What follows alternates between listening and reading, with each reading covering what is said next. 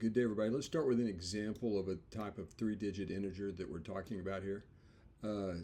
So this is a multiple of 13 explicitly. This product is 247. It's pretty easy to see because 20 times 13 is 260, and if you subtract 13 from that, you get 247. Now notice that 2 plus 4 plus 7 certainly equals 13. So we got a slightly intriguing situation here. We're talking about multiples of 13, but we want their digits to sum to 13. Now, I think it's a good idea before you start an endeavor like this to show you there's at least one. So this is an example of what we're looking for, but we want to count all of them in the range from 100. Remember, it has to be a three-digit number to 999. And it turns out there's 69 of these. It doesn't really matter as far as our effort goes, but there's 69 multiples of 13 between 100 and 999 inclusive. And one thing to note is you can't have a 0 in your leading digit. For example, 26, you could think of it as a multiple of 13, but it's not a three-digit number because you got 0 in this first position here. Okay. Now the way you write this in a modular arithmetic fashion, this part's clear. We want the digits to sum up to 13. We just explicitly write that down. This is the modular arithmetic way of stating, a three-digit number. And y'all, by the way, the three-digit number would, I've seen Michael Penn do these things where he uses this overline notation. I've heard it called vinculum also. But this is what we mean by this three-digit number right here. You put the overline on it to not make people think you have the product of three things. Okay? So anyway, this is how ABC would look as far as its Hindu-Arabic expansion. Okay? Now we reduce it modulo 13 because it makes the computation easier. Notice that 7 times 13 is 91. So that leaves a 9 right here. And 10 is congruent to negative 3 because they're 13 apart. And 3 is a smaller number with regard to computations. Now, another thing that's quite important right here is to notice that 13 is congruent to 0 mod 13. Congruent to 0 mod 13. And so that leads to this condition right here. If you bring a plus b over here, you have a minus ab, 13 minus a minus b, but 13 is 0. So that explains how we got this statement right here. Okay. Now, if you simplify this, we end up with this statement here. Now, also, you can divide by 4, but it's the same as multiplying by the multiplicative inverse.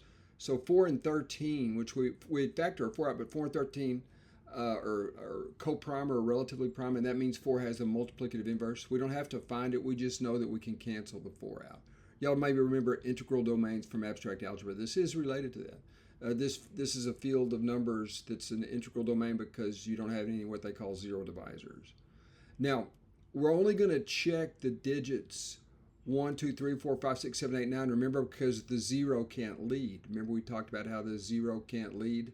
So we only have to check this condition right here and also see if whatever satisfies this satisfies this. So here we go, folks. And I won't spend too much time here, but notice that if you put 1 in right here, that implies B has to equal 2.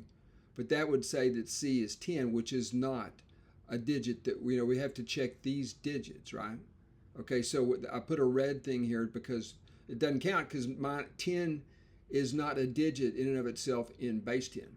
Now let's try out 2. If you put 2 right here, that implies B has to be 4, and that gives you C equals 7. Well, guess what? That's the 247 that I wrote down earlier as an example. Okay, so you see it fits the schema that we're doing right here. And carrying on in a similar fashion, if you put a 3 right here, that forces B to be 6.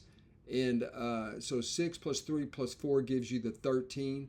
And so this one would be what, 364?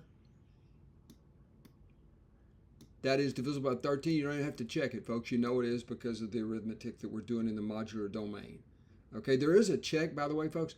You can take 4 times the last digit and add it to what remains. So that would be 16 and 36 is 52, which is divisible by 13.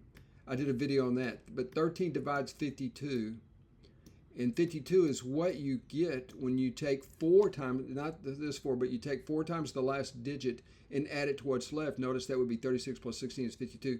And 13 does divide 52. It's 4 times 13, right? Okay, so that's kind of a cool test for divisibility by 13. But usually it's just easier to see, you know, without bothering with that.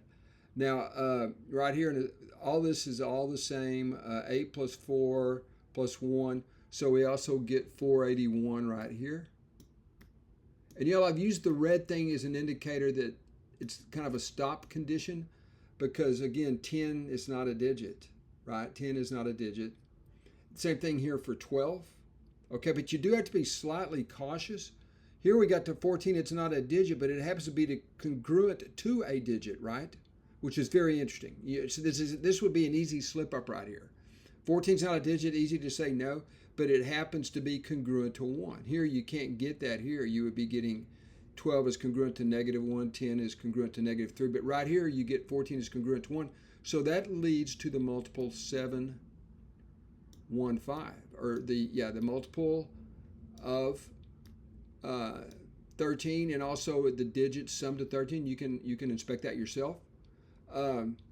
And right here we got the same kind of thing happening. We got an unacceptable digit, but it's congruent to 3, and so we get 832 right here.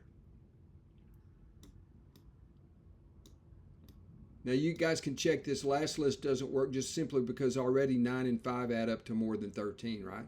5's okay, but 9 plus 5 is 14, and we need A plus B plus C to equal 13. So there's no reason to even compute C here, or you can't really.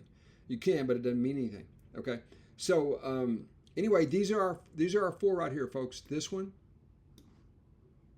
there's 5 of them out of the total of 69 multiples.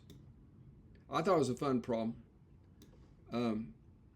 So there we go, folks. There they are, and that means there are 5. So the count would be 5.